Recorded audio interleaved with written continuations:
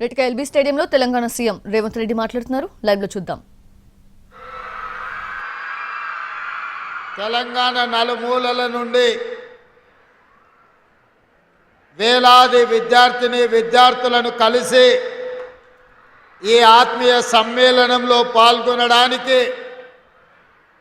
అవకాశం వచ్చినందుకు విద్యార్థులందరినీ మనస్ఫూర్తిగా అభినందిస్తున్నా.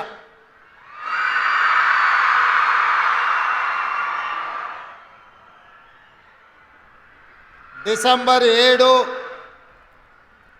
2023 నాడు ఇదే ఎల్బీ స్టేడియంలో ఈ వేదిక మీదనే ప్రజాప్రభుత్వం ఏర్పాటు చేసి 11 నెలలు పూర్తయిన సందర్భంగా మా ఉప ముఖ్యమంత్రి గారి సూచన మేరకు నవంబర్ 14 బాలల దినోత్సవం నుంచి డిసెంబర్ 9, 2024 వరకు రాష్ట్ర ప్రభుత్వం యొక్క మొదటి సంవత్సర అభివృద్ధి కార్యక్రమాల ఉత్సవాలను ఏర్పాటు చేద్దామని వారు చేసిన సూచనకు ఈరోజు ఈ బాలల దినోత్సవాన్ని తెలంగాణ పునర్నిర్మాణంలో మీరే భాగస్వాములై ఈ తెలంగాణ రాష్ట్రాన్ని దేశానికి ఆదర్శంగా తీర్చిదిద్దబోయే ఈ బాలికలతో ఈ ఉత్సవాల ప్రారంభోత్సవ కార్యక్రమాన్ని జరిపినందుకు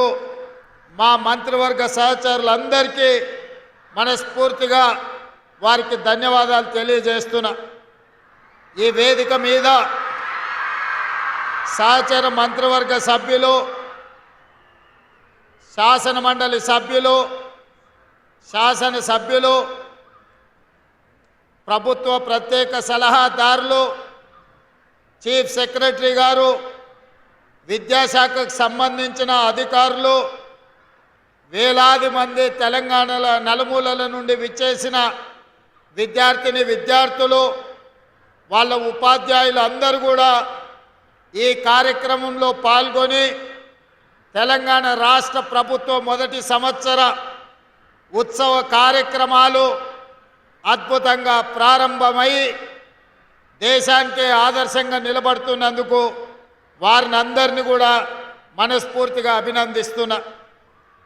మిత్రులారా, ఆనాడు దేశ స్వతంత్రం 15 ఆగస్టు 1947 నాడు మనకు స్వతంత్రం వచ్చిన రోజు శ్రీ పండిత్ జవహర్లాల్ నెహ్రూ గారు ఈ దేశం యొక్క మొట్టమొదటి ప్రధానమంత్రిగా ఈ దేశం యొక్క భవిష్యత్తును తీర్చిదిద్దాలి అంటే విద్య ఒక్కటే పరిష్కారం అని ఆనాడు ఎడ్యుకేషన్ రెవల్యూషన్ తీసుకొచ్చి ఈ దేశంలో ఐఐటి, ఐఐఎం ఇలాంటి విద్యా సంస్థల్ని, ఎన్నో యూనివర్సిటీలను చిన్న మారుమూల ప్రాంతాలలో కూడా ప్రభుత్వ పాఠశాలలను ఏర్పాటు చేసి ఈనాడు దళితులు, గిరిజనులు, ఆదివాసీలు, బలహీన వర్గాలు, మైనారిటీలు ప్రతి ఒక్కరూ పీజీలు, పిహెచ్డీలు చదవడమే కాకుండా డాక్టర్లు, లాయర్లు, ఇంజనీర్లుగా, ఐఏఎస్లుగా, ఐపీఎస్లుగా, ఐఎఫ్ఎస్లుగా రాణించి ఐటీ రంగంలో నిష్ణాతులుగా ఈ ప్రపంచానికి సేవలు అందించే విధంగా భారతదేశం యొక్క విద్య వ్యాప్తి చెందింది అంటే అది పండిత్ జవహర్లాల్ నెహ్రూ గారు వేసిన పునాదులు. ఆ పునాదులే ఈరోజు ఈ లక్షలాది మంది విద్యార్థులు చదువుకోవడానికి ఉపయోగపడ్డది. అదేవిధంగా పండిత్ జవహర్లాల్ నెహ్రూ గారిని ఆదర్శంగా తీసుకొని శ్రీమతి సోనియా గాంధీ గారు ఈ దేశంలో ప్రతి పేదవాడికి తండాలలో, గూడాలలో, మారుమూల పల్లెల్లో ఉండే పేదలకు విద్యను అందించాలి అని డాక్టర్ మన్మోహన్ సింగ్ ప్రధానమంత్రిగా ఉన్నప్పుడు రైట్ టు ఎడ్యుకేషన్ యాక్ట్ తీసుకొచ్చి ప్రతి వాడికి విద్యను ఒక హక్కుగా చట్టం చేసి ఈరోజు మన అందరినీ అభివృద్ధి పదం వైపు నడిపే విధంగా శ్రీమతి సోనియా గాంధీ గారి నిర్ణయాలు తీసుకున్నారు. వారిద్దరిని ఆదర్శంగా తీసుకొని తెలంగాణ రాష్ట్రం ఏర్పడ్డ తర్వాత తెలంగాణలో విద్యా నిర్లక్ష్యానికి గురైంది. మారుమూల ప్రాంతాలలో పాఠశాలలు బంద్ అయినాయి. గత 10 సంవత్సరాలలో 5,000కు పైగా పాఠశాలలు మూతబడి సింగిల్ టీచర్ పాఠశాలలు మూతపడడం వల్ల పేదవాళ్ళ పిల్లలు, ముఖ్యంగా దళితులు, గిరిజనులు, ఆదివాసీలు విద్యకు దూరం అయ్యి వ్యవసాయ పనులకు వెళ్ళే సందర్భంలో ప్రజాప్రభుత్వం ఏర్పడి తక్షణమే మేమందరం ఆలోచన చేసి విద్యాశాఖ నా దగ్గరనే పెట్టుకొని ముఖ్యమంత్రిగా విద్యాశాఖకు సంబంధించిన సమస్యల్ని ఒకటొకటి పరిష్కరించడమే కాకుండా మొన్న జరిగిన బడ్జెట్లో 21,000 కోట్ల రూపాయలు విద్యాశాఖకు కేటాయించి ప్రత్యేక తెలంగాణ రాష్ట్రంలో అత్యధికంగా 7% పైగా విద్యాశాఖకు నిధులు కేటాయించడం జరిగింది. ఇదే కాకుండా 20 సంవత్సరాల నుంచి ప్రమోషన్లు లేకుండా దాదాపుగా 10 సంవత్సరాల నుంచి బదిలీలు జరగకుండా విద్యాశాఖకు సంబంధించిన ఉపాధ్యాయులకు ఒక బాధగా, ఒక ఆవేదనగా మారితే మొట్టమొదట విద్యను బోధించే ఉపాధ్యాయుల సమస్యల్ని పరిష్కరించాలి అని 21,000 మంది టీచర్లకు వాళ్ళ ప్రమోషన్లను ఇవ్వడమే కాకుండా 35,000 మంది టీచర్ల బదిలీలు చిన్న వివాదం లేకుండా మా అధికారులు ఆ బదిలీలు చేసి ఇవాళ విద్యకు అవకాశం కల్పించారు. అదే కాకుండా తెలంగాణ రాష్ట్రం వచ్చిన తర్వాత ఒకే ఒక్కసారి డిఎస్సి నోటిఫికేషన్ ఇచ్చి పాఠశాలల్లో టీచర్లు లేక బాధపడుతున్న సందర్భంలో అధికారులు రాత్రి పగళ్ళు కష్టపడి 11,062 టీచర్ పోస్టులను 65 రోజుల్లో పరీక్షలు నిర్వహించి టీచర్ల నియామకాల ద్వారా ఈరోజు విద్యకు అత్యంత ప్రాధాన్యత ఉన్నది ప్రభుత్వంలో అని మన ప్రభుత్వం, మన అధికారులు కృషి చేసిండ్రు. వారిని కూడా నేను అభినందిస్తున్నా. అదేవిధంగా ఈరోజు పాఠశాలలో విద్యార్థులకు పాఠశాలలు తెరిచిన పాఠ్య పుస్తకాలు రాక, రెసిడెన్షియల్ స్కూల్స్లో పిల్లలకు బట్టలు అందివ్వక, వాళ్ళ డ్రెస్సులు లేకుంటే స్వయం సహాయక సంఘాలకు అందజేసి ఈ బట్టలు కుట్టుడు కార్యక్రమాన్ని, అదేవిధంగా పాఠశాల తెరిచిన మొదటి రోజే లక్షలాది మంది విద్యార్థులకు పాఠ్య పుస్తకాలు అందించడమే కాకుండా వాళ్ళు స్కూల్ డ్రెస్సులు కూడా మొదటి రోజే అందించి విద్యకు మా ప్రభుత్వంలో ప్రాధాన్యత ఉన్నది అని చెప్పి విద్యార్థులందరికీ అవకాశాలు కల్పించడం జరిగింది. ఇదే కాకుండా రాష్ట్రంలో వ్యవసాయానికి ఉచిత విద్యుత్తు, పేదవాళ్ళకి ఇళ్లలో ఉచిత విద్యుత్ ఇస్తున్నప్పుడు విద్యాశాఖకు పాఠశాలల్లో ఉచిత విద్యుత్తు లేకపోవడం వల్ల, విద్యుత్తు బకాయిలు చెల్లించకపోవడం వల్ల పాఠశాలలో మనం ఇచ్చిన కంప్యూటర్లు కానీ లేకపోతే ఇతర ఎడ్యుకేషన్ కోసం ఇస్తున్న ఎక్విప్మెంట్ పనిచేయడం లేదు.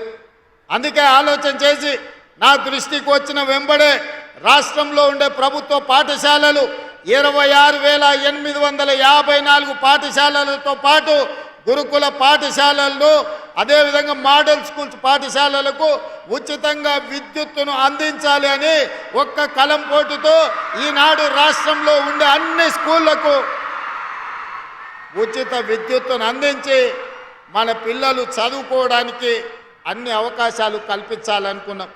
అదేవిధంగా పాఠశాల నిర్వహణలో ఉపాధ్యాయులకు స్కావెంజర్స్ లేకపోవడం, అటెండర్లు లేకపోతే వాళ్ళు టీచర్లే, హెడ్ మాస్టర్లే స్కూళ్ళు ఊడ్చుకునే పరిస్థితి. పాఠాలు చెప్పాల్సిన ఉపాధ్యాయులు పాఠశాలను పరిశుభ్రం చేసుకునే పని చూడడానికి బాగా ఉండదు. తెలంగాణకి ఇది తలవంపు అని చెప్పి సింగరేణి సంస్థ నుంచి ఉప ముఖ్యమంత్రి గారితో మాట్లాడి దాదాపుగా ప్రతి సంవత్సరం 150 కోట్ల రూపాయలు కేటాయించి పాఠశాలలో ఉపాధ్యాయులకు వాళ్ళకు అటెండర్లను అందించడమే కాకుండా పాఠశాలను పరిశుభ్రంగా ఉంచడానికి ఈరోజు నిధులను కేటాయించడం మొట్టమొదటిసారి అని నేను చెప్పదలుచుకున్నాను. అదేవిధంగా పాఠశాల నిర్వహణ, పాఠశాలలో కూర్చోవడానికి కనీసం బల్ల లేకపోవడము, పిల్లలకు చదువు చెప్పడానికి బోర్డులు లేకపోవడంతో 650 కోట్లతో పాఠశాలలను బాగు చెయ్యాలని నిధులు కేటాయించి ఈరోజు ఆ పనులను పూర్తి చేసే పని రాష్ట్ర ప్రభుత్వం ముందుకు తీసుకొని వెళ్తున్నది. అదేవిధంగా యూనివర్సిటీలలో ఈరోజు వైస్ ఛాన్సలర్లు లేకపోవడం వల్ల, ఒకవేళ గతంలో నియమించిన వాళ్ళు ఉన్నా అవినీతికి పాల్పడి టీచర్స్గా టీచింగ్ స్టాఫ్ కానీ నాన్ టీచింగ్ స్టాఫ్ రిక్రూట్మెంట్ జరగకపోవడం వల్ల ఈరోజు కాకతీయ ఉస్మానియా యూనివర్సిటీ లాంటి ప్రముఖమైన యూనివర్సిటీలు ఈరోజు పూర్తిగా దెబ్బతినిపోయి తెలంగాణ ప్రతిష్టకే భంగం ఏర్పడే పరిస్థితి వచ్చింది. అందుకే మా ప్రభుత్వం ఏర్పడిన మరుక్షణం అన్ని యూనివర్సిటీలకు వైస్ ఛాన్సలర్లు ఉండాలి. సమర్థులైన వైస్ ఛాన్సలర్లు ఉన్నప్పుడే యూనివర్సిటీలలో పిల్లలు చదువుకోవడానికి ముఖ్యంగా వీలవుతుందని ఈరోజు దాదాపుగా 10 యూనివర్సిటీలకు వైస్ ఛాన్సలర్ నియమించడం. తొందరలోనే ఆ యూనివర్సిటీలలో ఉండే ఖాళీ పోస్టులను టీచింగ్ నాన్ టీచింగ్ అందరినీ కూడా ఈరోజు నియామకాలు చేపట్టడానికి ప్రభుత్వం ముందుకు వచ్చింది. అదేవిధంగా విద్య అత్యంత కీలకమైంది. విద్య కోసం పెట్టే పెట్టుబడి ఖర్చు కాదు, ఇది పెట్టుబడి భవిష్యత్ తరాల నిర్మాణానికి, తెలంగాణ రాష్ట్ర పునర్నిర్మాణానికి ఉపయోగపడుతుంది అని ఈరోజు నిధులను కేటాయించడమే కాకుండా ఈ విద్యాశాఖలో సిలబస్ విషయంలో కావచ్చు, భవిష్యత్ కార్యాచరణ విషయంలో కావచ్చు, వాళ్ళ సమస్యల పరిష్కారం కోసం విద్యా కమిషన్ ఉండాలి అని ఐఏఎస్ అధికారి అక్నూర్ మురళి గారిని వారితో పాటు చదువుకున్న వాళ్ళని సభ్యులు చేసి ఈరోజు విద్యా కమిషన్ మొట్టమొదటిసారి దేశంలోనే తెలంగాణ రాష్ట్ర ప్రభుత్వం విద్యా కమిషన్ను నియమించుకోవడం జరిగింది. ఎందుకు అంటే విద్యలో సమూలమైన మార్పులు తేవాలి, ప్రక్షాళన చెయ్యాలి, భవిష్యత్తుకు పునాదులు వెయ్యాలి అన్న కంకణ బద్దులై రాష్ట్ర ప్రభుత్వం ఈరోజు విద్యా కమిషన్ని నియమించుకొని సమూలమైన మార్పులకు తెరలేపిందన్న సంగతి కూడా మా విద్యార్థులకు నేను చెప్పదలుచుకున్నా. ఇవాళ తెలంగాణ రాష్ట్రంలో 26,854 ప్రభుత్వ పాఠశాలలు ఉన్నాయి, గురుకులాలు ఉన్నాయి, మోడల్ స్కూల్స్ ఉన్నాయి. వీటన్నిటిలో దాదాపుగా 26 లక్షల మంది విద్యార్థులు చదువుకుంటున్నారు. మరి ప్రైవేట్లో 11,000 పైచిలకు పాఠశాలలు ఉంటే 36 లక్షల మంది విద్యార్థులు చదువుకుంటున్నారు. నేను ఈ సందర్భంగా దాదాపుగా 2,000 మంది టీచర్లు ఈరోజు ఇక్కడ ఉన్నారు. మీరొక్కసారి ఆలోచన చేయండి. మీ విద్య, మీకున్న యొక్క అనుభవం ప్రైవేట్ పాఠశాలలో ఉన్న వాళ్ళకు లేదు. కానీ ఈరోజు తల్లిదండ్రులు, పేదవాళ్ళు, దళితులు, గిరిజనులు, మారుమూల పల్లెల్లో కూడా తమ పిల్లల్ని ప్రైవేటు పాఠశాలకు పంపించడమే ప్రతిష్ట అన్నట్టుగా రూపాయి కూడబెట్టి అక్కడికి పంపించుకుంటున్నారు. ఇవాళ ప్రభుత్వ పెద్దలుగా, ముఖ్యమంత్రిగా నేను, మా మంత్రులు, మా ఎమ్మెల్యేలు, మా ఎంపీలు, మాతో పాటు ఉపాధ్యాయులు ఆలోచన చెయ్యాలి. ప్రభుత్వ పాఠశాలల ప్రతిష్ట దెబ్బతింటున్నది. ఆ ప్రతిష్టను పునరుద్ధరించవలసిన బాధ్యత మన అందరి మీద ఉన్నది. పేద ప్రజలకు విశ్వాసం కల్పించాలి, నమ్మకం కలిగించాలి. ప్రభుత్వ పాఠశాలలో పోటీపడి చదువుకునే విధంగా తీర్చిదిద్దే బాధ్యత మన అందరి మీద ఉన్నది. ఇవాళ ప్రైవేటు పాఠశాలల కంటే అన్ని రకాలుగా మౌలిక వసతులను రాష్ట్ర ప్రభుత్వం ఏర్పాటు చేయడానికి సిద్ధంగా ఉన్నది. అందుకే ఈరోజు ప్రతి ఎమ్మెల్యే, ఎమ్మెల్సీ, ఎంపీలకు నేను సూచన, మీరే గ్రామాలకు పర్యటనకు వెళ్ళినా తప్పకుండా ప్రభుత్వ పాఠశాలలను పర్యవేక్షించండి, అక్కడికి వెళ్ళండి, విద్యార్థులను కలవండి, వాళ్ళ సమస్యలను తెలుసుకోండి, వాళ్ళకు ఒక నమ్మకం, విశ్వాసం కల్పించండి. నేను చీఫ్ సెక్రటరీ గారికి చెప్పిన, కలెక్టర్లకు ఆదేశాలు ఇచ్చిన, వాళ్ళ క్షేత్రంలో, వాళ్ళ జిల్లాల్లో తప్పకుండా వారంలో 2 రోజులు రెసిడెన్షియల్ స్కూల్స్, అదేవిధంగా గవర్నమెంట్ స్కూల్స్ వాళ్ళు పర్యవేక్షించాలి. ప్రత్యక్షంగా వాళ్ళు అక్కడికి వెళ్ళి విద్యార్థులను కలవాలి అని చెప్పిన. ఒకవేళ ఆ విధంగా కలెక్టర్లు కానీ, జిల్లా స్థాయి అధికారులు పాఠశాలలను పర్యవేక్షించకుంటే వాళ్ళ ప్రమోషన్ల విషయంలో కానీ, వాళ్ళకు బదిలీ చేసి ప్రాధాన్యత పోస్టులు ఇచ్చేటప్పుడు తప్పకుండా వీటన్నిటిని పరిగణలోకి తీసుకుంటాం. ప్రభుత్వ పాఠశాలల్ని ఏ అధికారులైనా, ఏ ప్రజాప్రతినిధులైనా నిర్లక్ష్యం చేస్తే వాళ్లకు కూడా భవిష్యత్ అవకాశాలలో ప్రభుత్వము ఆలోచన చేసే పరిస్థితి వస్తుంది. అందుకే ప్రజాప్రతినిధులతో పాటు జిల్లా స్థాయిలో ఉండే అధికారులు, రాష్ట్ర స్థాయిలో ఉండే ఐఏఎస్, ఐపీఎస్లకు కూడా నా సూచన ఒక్కటే, మీరెక్కడికి వెళ్ళినా మొట్టమొదటి ప్రాధాన్యత కింద ప్రభుత్వ పాఠశాలలకు వెళ్ళండి. అక్కడ చదువుకుంటున్న విద్యార్థులతో మీరు మమేకం అవ్వండి, వాళ్ళతో మాట్లాడండి, వాళ్ళ మనసులో ఏమున్నదో తెలుసుకోండి, వాళ్ళ ఆలోచన ఏం కావాలనో తెలుసుకోవడం ద్వారా ఈ రాష్ట్ర ప్రభుత్వం వాళ్ళ అవసరాలను తీర్చడానికి, వాళ్ళ ఆలోచనలను అమలు చేయడానికి వెనక్కి పోదు. మీరు అదొక సామాజిక బాధ్యతగా తీసుకోవాలి. ఇవాళ అదే కాదు, పాఠశాలల్లో రెసిడెన్షియల్లో చదువుకుంటున్న విద్యార్థులకు అన్నం కానీ కూరగాయలు కానీ నాసి రకంగా ఉన్నాయి. ఈ నాసి రకమైన భోజనాల వల్ల వాళ్ళ ఆరోగ్యం దెబ్బతింటున్నది. నిన్న మొన్న నేను చూస్తున్న టీవీలలో పేపర్లలో కలుషితమైన ఆహారం తీసుకొని రెసిడెన్షియల్ స్కూళ్ళలో పిల్లలు ఆసుపత్రి పాలవుతున్నారు.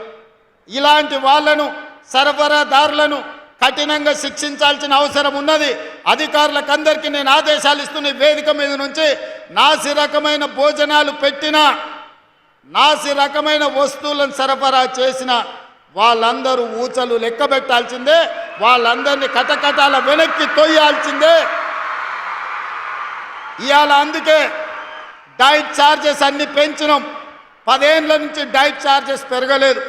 40% పెంచి డైట్ ఛార్జెస్ ఈరోజు మంచి పరిశుభ్రమైన భోజనం పెట్టాలి, నాణ్యమైన భోజనం వాళ్ళకి అందివ్వాలన్న ఆలోచనతోని డైట్ ఛార్జెస్ ఉన్న వాటి మీద 40% పెంచడం జరిగింది. ఇదే కాదు, కాస్మెటిక్ ఛార్జెస్ కూడా మా ఆడబిడ్డలు, మా సోదరీమణులు, మా చెల్లెళ్లకు ఇబ్బంది అవుతున్నది. తల్లిదండ్రులు పేదవాళ్ళు వాళ్ళ తల్లిదండ్రులను అడగాలంటే వాళ్లకు మొహమాటం అడ్డం వస్తుంది. అందుకే మా చెల్లెళ్ళందరూ ఇక్కడ వేలాది మంది ఉన్నారు. వాళ్ళకందరికీ కాస్మెటిక్ ఛార్జెస్ పెంచి తల్లిదండ్రులను అడగకుండా ప్రతి నెల మొదటి వారం గ్రీన్ ఛానల్ ద్వారా మీ డైట్ ఛార్జెస్, అదేవిధంగా మీ కాస్మెటిక్ ఛార్జెస్ మీకు వచ్చే విధంగా ఆర్థిక మంత్రి గారికి అదేవిధంగా అధికారులకు ఆదేశాలు ఇచ్చి ఇవాళ ఎవరికి ఏమి ఇచ్చినా ఇవ్వకపోయినా అవసరమైతే కాంట్రాక్టర్ల బిల్లులు పక్కన పెట్టండి, ఈ విద్యార్థులకు గ్రీన్ ఛానల్ ద్వారా నిధులు ఇవ్వండి అని ముఖ్యమంత్రిగా నేను ఆదేశాలు ఇచ్చిన. ఎందుకు నేను ఈ మాట చెప్తున్నంటే, మీరు మా పిల్లలు, మీరు మా కుటుంబ సభ్యులు, మీరే ఈ తెలంగాణకు పునాదులు. మీ ఆరోగ్యం బాగుండాలి, మీ ఆలోచన గొప్పగా ఉండాలి, మీరు గొప్ప చదువులు చదవాలి, మీరు డాక్టర్లు, లాయర్లు, ఇంజనీర్లు, ఐటీ ప్రొఫెషనల్ రై ఈరోజు ఈ దేశానికి ప్రపంచానికి సేవలు అందించాలి. ఇవాళ మేమందరం ఈ వేదిక మీద ఉన్న వాళ్ళందరం పెద్దలు కేశవరావు గారి నుంచి మొదలు పెడితే బట్టి గారు, పొన్నం గారు, శ్రీధర్ బాబు గారు, తుమ్మల నాగేశ్వరరావు గారు, ఈ రకంగా మహేష్ గౌడ్ గారు, లేకపోతే నేను, యాదయ్య గారు, ఎవరైనా ప్రభుత్వ పాఠశాలల్లో చదువుకొని ఇవాళ ఈ వేదిక మీద ఉన్నాం. విద్యాశాఖ ప్రిన్సిపల్ సెక్రటరీ బుర్రా వెంకటేశం గారు సర్వేల్ రెసిడెన్షియల్ స్కూల్లోనే చదువుకొని ఇవాళ ఐఏఎస్ ఆఫీసర్ అయి ఇంత మంచి కార్యక్రమాన్ని ఏర్పాటు చేసిండు. ప్రిన్సిపల్ సెక్రటరీ ఐఏఎస్ బుర్రా వెంకటేశ్వరం గారు కూడా ఈరోజు రెసిడెన్షియల్ స్కూళ్ళలోనే చదువుకొని వచ్చిండు, గురుకుల పాఠశాలలు. అంటే గురుకుల పాఠశాలల్ని తక్కువ అంచనా వేయకండి. ఈ రాష్ట్రానికి, దేశానికి నాయకత్వం అందించే విద్యార్థులను గురుకుల పాఠశాలలు అందించినాయి. అందుకే ఈ దేశాన్ని నిర్మించాలి అనంటే, తెలంగాణ రాష్ట్రాన్ని అభివృద్ధి పదం వైపు నడిపించాలి అంటే మొట్టమొదట ప్రభుత్వానికి విద్యాశాఖకు ప్రాధాన్యత ఉండాలి. రెసిడెన్షియల్ స్కూల్స్ని తీర్చిదిద్దాలి. రెసిడెన్షియల్ స్కూల్స్లో ఏ మాత్రం కూడా లోపాలు ఉండొద్దు. వాళ్ళకేదో దొడ్డు బియ్యంతో ఏదో దిక్కులేని వాళ్ళకి పెట్టినట్టు పాసిపోయిన అన్నమో కూరగాయలను పెడితే చూసేది లేదు. సన్న బియ్యంతో మంచి అన్నం మీ ఎమ్మెల్యేలు, మీ ఎంపీలు, మీ మంత్రులు, మీ ముఖ్యమంత్రి ఏ సన్న బియ్యం తింటున్నాడో మా తెలంగాణ గురుకులాలలో చదువుకుంటున్న విద్యార్థులకు ఆ సన్న బియ్యంతో భోజనం పెట్టాలనే సంకల్పంతో సన్న బియ్యం పండించే రైతులకు 500 రూపాయలు బోనస్ ఇచ్చి వాళ్ళు పండించిన వడ్లను కొని మన తెలంగాణ గడ్డ మీద పండిన వడ్లనే బియ్యంగా మార్చి మా బిడ్డలకు భోజనం పెట్టాలి అని ఈరోజు తుమ్మల నాగేశ్వరరావు, ఉత్తమ్ కుమార్ రెడ్డి గారికి ఆదేశాలు ఇచ్చి సన్న వడ్లకు ఈరోజు బోనస్ ఇచ్చి కొనుగోలు చేస్తున్నాం. మా పిల్లలంటే ఎవరికంటే తక్కువ కాదు. మా పిల్లలంటే తెలంగాణ ఆత్మగౌరవం. మా పిల్లలంటే ఈ దేశాన్ని నిర్మించే డాక్టర్లు, లాయర్లు, ఇంజనీర్లు. మా పిల్లలంటే ఈ దేశాన్ని అభివృద్ధి పదం వైపు నడిపించే ప్రజా ప్రతినిధులు అవుతారన్న ఆలోచన ఈరోజు మాకున్నది. ఆ గొప్ప లక్ష్యం కోసమే మన ప్రభుత్వం పనిచేస్తున్నది. 10 ఏళ్ళల్లో ఇక్కడికి వచ్చిన పిల్లలందరూ నేను అడుగుతున్నా, ఎప్పుడైనా గత ముఖ్యమంత్రిని మీరు చూసిండ్రా? ఎప్పుడైనా కలిసిండ్రా? మీ మంత్రి అన్న మీ దగ్గరకు వచ్చిండా? ఎన్నడన్నా మిమ్మల్ని హైదరాబాద్ తెచ్చిండ్రా? ఎల్బీ స్టేడియంకి వచ్చిండ్రా?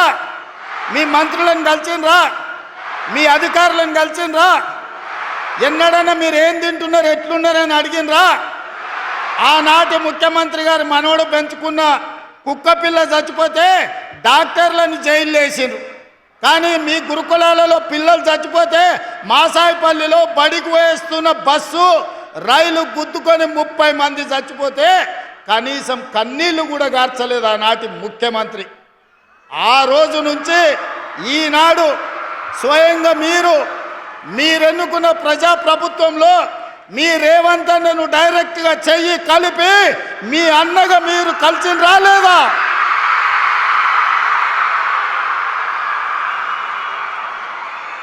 మీ మధ్యలోకి ఇట్లా నడుచుకుంటూ వచ్చి మీ రేవంత్ అన్న మీతో చెయ్యి కలిపిండా లేదా? ఎందుకు ఈ అవకాశం వచ్చిందంటే మీ తల్లిదండ్రులను మీరు ప్రజాప్రభుత్వం ఏర్పాటు చేయాలని ఒత్తిడి తెచ్చి ఈరోజు ఈ ప్రభుత్వాన్ని ఏర్పాటు చేసిండ్రు. కాబట్టి మేమందరం మీ దగ్గరకు వచ్చినాం.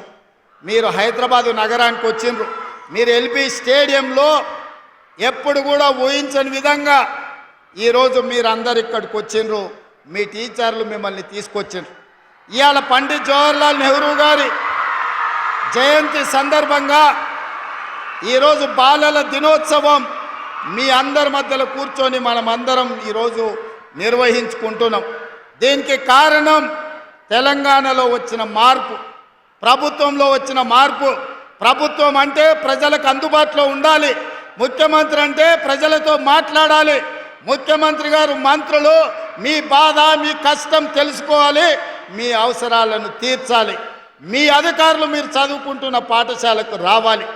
అందుకే ఈరోజు అధికారులను, ఎమ్మెల్యేలను, ఎంపీలను, మంత్రులను, ప్రభుత్వ సలహాదారులను అందరినీ కూడా మీ దగ్గరికి తీసుకొచ్చి అందరిని ఒక వేదిక మీద కూర్చోబెట్టి మీతోని 2 గంటల నుంచి దాదాపుగా 3.5 గంటలు మా తెలంగాణ విద్యార్థులు గొప్ప కళాకారులుగా ఈ వేదిక మీద పర్ఫార్మెన్స్ ఇవ్వడం ద్వారా లక్షలాది మంది తెలంగాణ విద్యార్థులకు ఒక స్ఫూర్తిగా నిలబడ్డారు.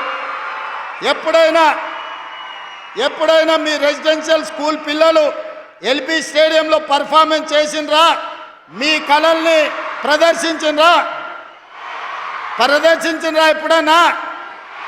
కానీ మీ రేవంత్ అన్న మీకోసం ఇంత గొప్పగా ఏర్పాటు చేసి మీలో ఉన్న కళాకారులను వెలికి తీసి తెలంగాణకు ఆదర్శంగా తీర్చిదిద్దాలి అని మీకు ఇవాళ అవకాశం ఇచ్చిన మాట వాస్తవం కాదా?